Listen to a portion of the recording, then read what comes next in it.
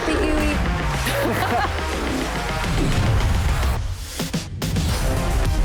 The undisputed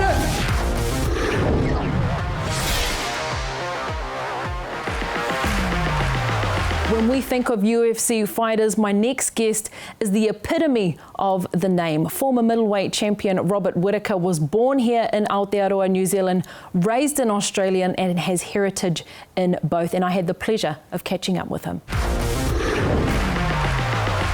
Kia ora e hoa, welcome to the show. Thank you very much for having me.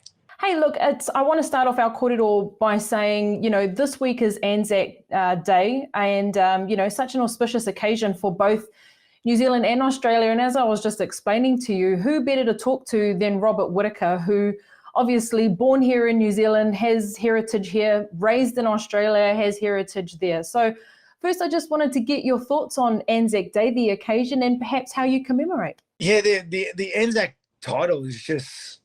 It means the world to me. I've taken that title with me across the world, and I know a lot of other Australian and New Zealand athletes have as well. And to be a part of that, to even just, to be a part of that title, to have people speak about it that way is just, I don't know, a lot of pride. I take a lot of pride from living in Australia. I take a lot of pride from being born in New Zealand, from all my family back home, from what my blood means, and to be able to represent Australia and New Zealand is the utmost pride. Absolutely. When we watch you walk out into the octagon, you've got a tāmoko on one side, you've got the Australian flag on the other. That is ANZAC. Yeah, that's it. I paint myself. No, but it's pretty cool. And I was wondering, how do you commemorate it in Australia? Because I know here in New Zealand, it's pretty big, in schools, there's a public holiday and things like that. How do they do things in Australia? Yeah, very much the same. And me personally, I just make sure that I teach my kids, what we're paying homage to, what the respect is and what our forefathers did for us. Absolutely. And thinking about what our forefathers did for us in terms of ANZAC so that we can do what we do now. Soldiers from Australia and New Zealand coming together, serving, shoulder to shoulder, landing over there in Gallipoli and wherever else we landed, to really fight for the future. And do you ever think, when you're using the term ANZAC and things, what they must have gone through in comparison to what we do now? I can't even comprehend what those guys went through, and I think the mentality and the mindset that they had to die for a cause bigger than yourself is something a lot that is lost in today, in today's age. And I think I think a lot of our kids really need to try to step outside themselves to really appreciate what it meant to be willing to die for something that won't just affect you, but it'll affect generations. It's a huge thing. I can't see kids of today dying for anything more than themselves right now. And that, that mentality and that sacrifice is due respect. I love it when especially, of course, I'm over here in New Zealand, so I talk to our fighters all the time, and they're always referring to the ANZACs. And to me, that means, collaboration. That means a union. And, sporting rivalry, New Zealand, Australia has always been, pretty much pitted against cricket, rugby league. But MMA's kind of changed the game in the way we look at Australia and New Zealand athletes. What do you think about that? I definitely think there's always been a friendly rivalry between Australia and New Zealand. And I think that it reminds me of a rivalry between siblings, to be honest. But whenever the contest has traveled across the world, it is always us versus the rest. And I'm very proud of that point. I'm very proud to be representing that point. And yeah, I'm glad to be a part of it. And what would you think? There was an idea that was brought up to me by a colleague. He said, with all the fighters that we have right now in the UFC from this region, and we're not just talking about, fighters outside of, rankings. We've got so many top 10, top 5 fighters, champions, former champions. What would your thoughts be on perhaps an ANZAC Day card where the UFC comes to our region, wherever it may be, Australia or New Zealand, and we have an ANZAC against the rest? Yeah, you see, honestly, it feels like it almost feels like an ANZAC card whenever the UFC comes down under, doesn't it? It's always a lot of Australians versus a lot of guys coming in, and I love that because it lets the region and the countries get together against the world. I am for any UFC card coming down under whenever. I think it's amazing for the sport. I think it's amazing for the athletes, and everything just gets better for it, right? It's amazing for the countries. I think also there's a lot of talent I can see, because I've been fortunate enough to be in the game for as long as I have. I can see the generation that coming up now. I can see the generation of young athletes that haven't made UFC, still kind of going through amateurs and pro debuts locally, but they are built different. Okay, they've been doing grappling and jiu-jitsu since they could barely walk. These guys, this new generation coming in, I'm glad I'm not going to be around when they make the scene. Okay. Well, they're probably looking to you and saying you're the one that kind of paved the way. When we look at, the juggernauts of the MMA in our region, you're right up there with that in terms of the blueprint that has been written for these guys to even think of that as an idea, as a thought, as a possible career. And that's definitely one of the pride points that I have, is being able to push the scene, push MMA more into the spotlight, into the mainstream televised living room conversation, so that a lot of guys like myself that were coming up, and MMA wasn't really a career option when we first started. UFC was so big, but it was always from America, and there wasn't a lot of guys here. So to have it to a point where our ANZAC roster now is so deep, and everyone's fighting at such a high level, and to have had any part of that is very special to me. It's definitely a pride point for myself. Yeah, there was a little while back, we did a 10-year celebration of Dan Hooker being in the UFC for 10 years. That was back in 2014, obviously. But you were on that card. And on Auckland's very first UFC card, you featured on there as well. And at the time, I remember thinking, we've got more than just, one Kiwi on this card. Yeah, where was my invite, right? I remember that card. I was there, and it was amazing because all my uncles and my aunties got to come, all the cousins that I know and do not know got to come. So it was very special. You know what? I'll check my mailbox when I get home. It's probably there somewhere. I might have to send you something if that's the case. If it's all it's going to take is one letter, then that's fine. I can do that. But yeah, it's funny how in Māori culture, once we recognize our whānau that are on there, and it might be a cousin, removed or whatever, you're in. Yeah, exactly. I've met, last time I went to NZ, earlier this year or the end of last year, I met cousins that were cousins of cousins of cousins' friends. Still related somehow. I just wanted to know, when the idea was posed to you, or was it your idea to come over and train with Izzy? How did that all come about? Yeah, we were looking for places. We were so far outside, like left field, that when we were looking for a lot of different sort of training options, and we were looking all over the seas. We're looking at Miami, Florida. We got contacts just about anywhere and everywhere. And then my coach comes to me, Alex, and he goes, "Mate, I want you to bear with me here, but city kickboxing." And then it all just clicks because it's like a 2-hour trip. They got the bodies.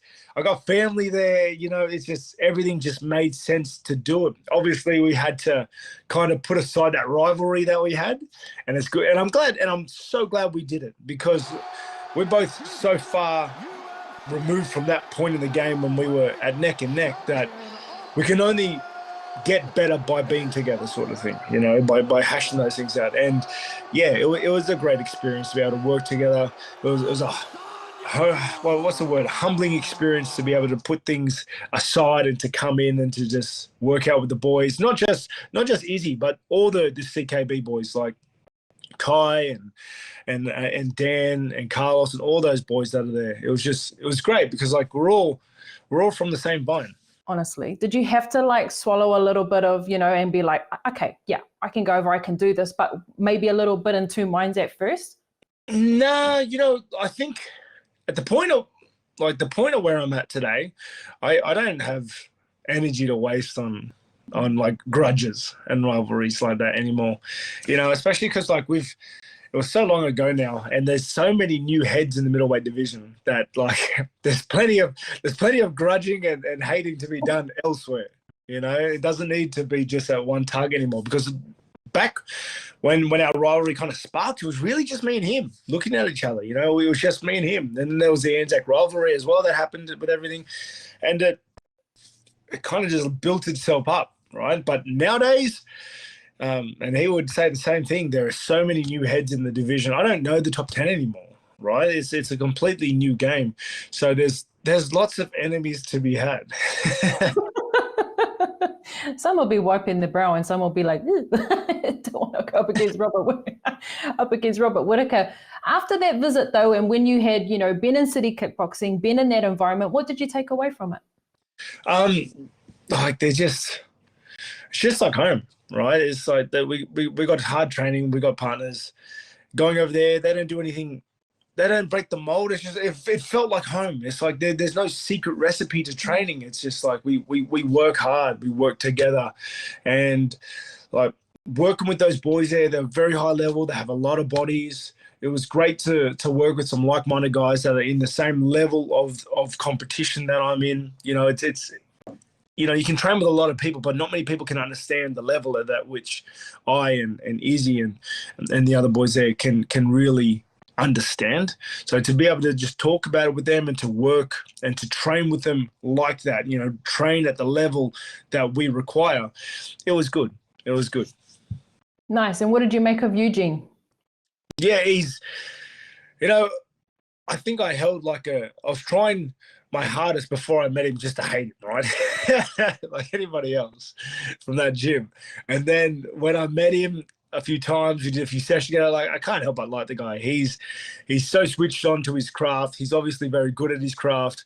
And I've always had a lot of respect for his work, but now I like him as a person as well.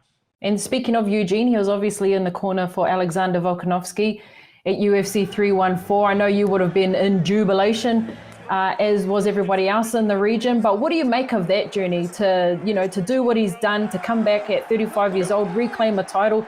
I think he's given inspiration, perhaps even to a lot of fighters like yourself.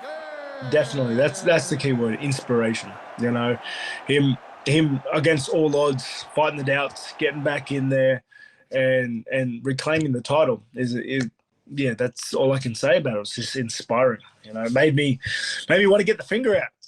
Like trying to get back to work. I have a vision of the way I want my career to end, and I'm hungrier than ever to get that. Nice. Well, what are you up to? What are you doing? Well, you're in Thailand. I'm not sure if you're there for business or pleasure, but what do you have to do? I mean, you spoke about the middleweight division and how it's everyone's on the move. There's already been so many middleweight fights this year already. Top 10's looking a lot differently. Where does that leave you? Yeah, I'm kind of just waiting. I guess I thought I had something in the wings, but I'm preparing for a soft date, like a rough idea of when I've given to the UFC. UFC have kind of alerted me about a certain date, but nothing's locked in yet. I wish I could give you more, but I'm training for it. I'm here in Thailand at the moment. I'm just training my butt off. I'm here kicking and punching in the morning, in the evenings, and then crying every other time. It's hot here, it's tiring, but I'm enjoying it. It's as hard as the training is, it's harder being with my 5 kids sometimes. Amen. You get more of a sweat on with them. We've had to reshoot this a couple of times because my wife is trying to call me because she's there with the 5 kids. Yeah, it is what it is. It's gotta be done. I didn't see you calling. No, nice one. Look, there's been some news that's dropped about Dricus du Plessis potentially being injured and not being able to face Khamzat Chimaev anytime soon. Kaio's come out of the gate saying he'll face him. What do you make of what's happening with the middleweight title right now? Yeah, well, if Dricus is injured, it is what it is. I don't know. I think it's confusing. I know there's a lot of guys like the thing I can say is like the middleweight division for the last couple of years, and more so than ever right now, has been just fluid. It is just rife with opportunity. If you're ready and in the right position at the right time, or get the right win against the right guy, it's you're fighting for a title next, or you're fighting for the title now. It's just that sort of a hot prospect right now. So, like I said, just grinding away, putting my head down, punching and kicking things, and I'll be ready when they ask. Nice. Is there any chance that perhaps your next fight, or maybe the one after that, not quite sure what your plans are, going to be, local? I hope so. I've been fighting overseas too much lately. So yeah. I'd love to be able to bring a fight home and, let my family come and watch, so my kids come and see. Yeah, be part of it all. Nice one. Well, Robert, thank you so much for your time. I really do appreciate it. It's great to chat with you outside of, you on fight week and counting down to a fight, and just being able to have a blooming good yarn. Thank you very much for your time. Thanks again, Robert Whittaker, for that kōrero. And whānau, good news. The UFC is back this weekend, this time in Kansas City for UFC Fight Night. Ian Machado Gary up against Carlos Prates. Do not miss the action. It is all on ESPN from 1 p.m. on Sunday afternoon. Please enjoy your ANZAC long weekend. Kei wari tātou, lest we forget. The undisputed